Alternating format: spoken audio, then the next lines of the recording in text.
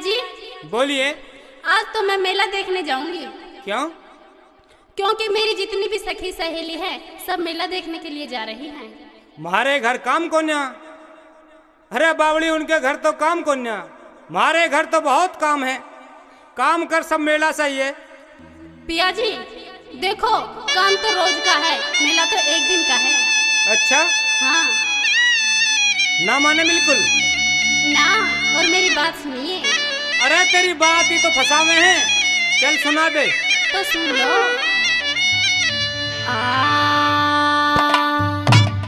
ओ पिया हंस के दे दे भाड़ा, क्यों मन कर री से माड़ा, बूझू नार में। वो कमला बिमला खड़ी सभी इंतजार में, पिया हंस के दे दे भाड़ा।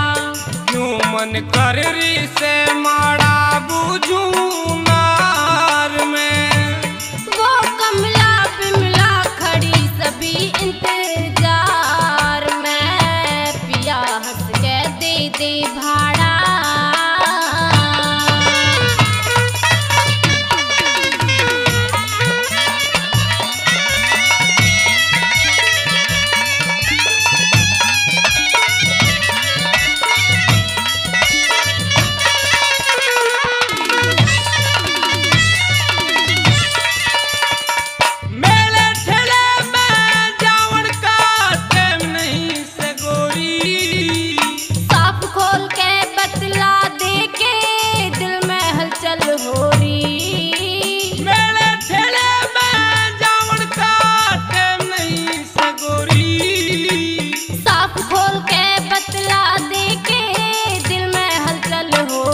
छोरी अच्छे खानदान की रक्षा करती रहे शान की, इस संसार में। मैं हाथ जोड़ के कहरी भेज दे प्यार में, पिया हंस के दे दे भाड़ा।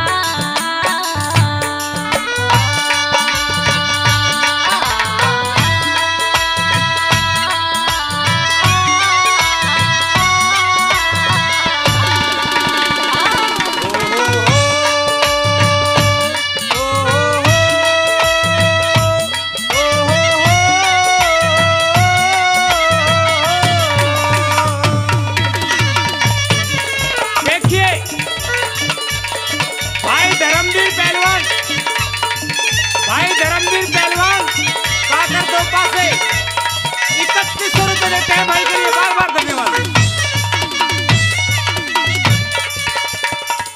बड़े बड़े बदमाश वहाँ कदे आप बिगड़ जा तेरी। मैं छतरी की बेटी हूँ, मत चिंता करियो मेरी। बड़े बड़े बदमाश वहाँ कदे आप बिगड़ जा तेरी। छतरी की बेटी हूँ, मत चिंता करियो मेरी। तेरी बात मने समझाई ना, कुछ तेरी समझ में आई हुआ लाचार में। सुबह गंगा नहा के आ लूंगी भरतार में, पिया हंस के दे दे भाड़ा।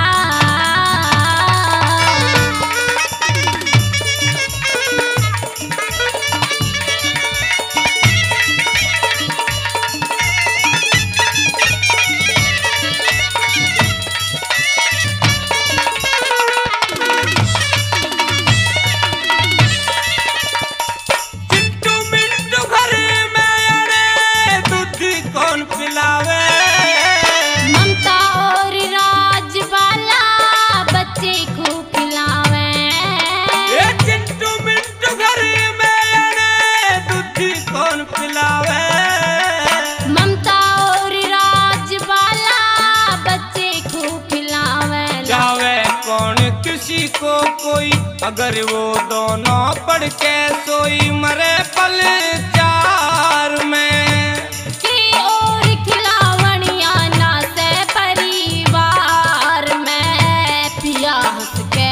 दे भाड़ा।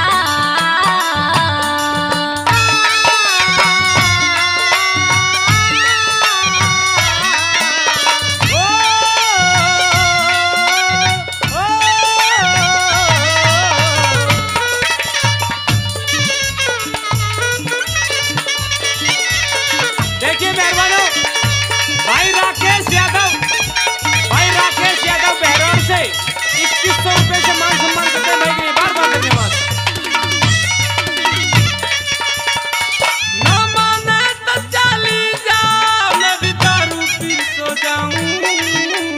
दारू ने छुटावण खातर गंगा जी में नहाऊं। ये ना माने तो चली जा, मैं भी दारू पी सो जाऊं।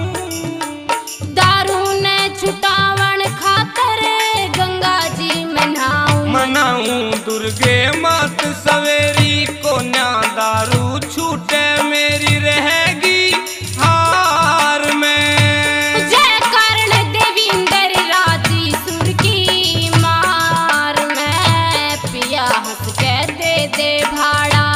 क्यों मन कर री से माड़ा बूझूं